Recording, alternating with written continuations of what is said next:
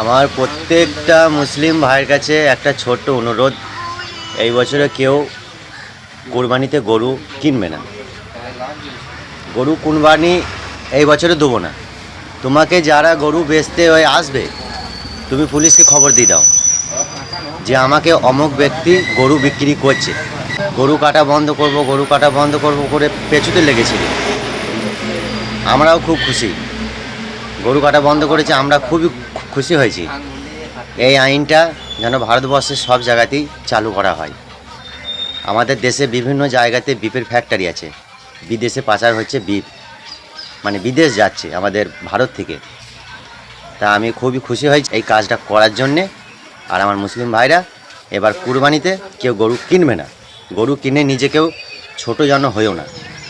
তোমাকে যদি কেউ গরু বেচতে আসে, তুমি পুলিশকে খবর দাও যে আমাকে অমুক ব্যক্তি গরু বিক্রি করছে। কারণ আমাদের দেশের সরকার যে আইনটা বার করেছে, সেই আইনের বাইরে কেউ যেও না। কিনতে বারণ করেছে, কেউ গরু কিনবে না, দরকার গরু কুরবানি দেবো না।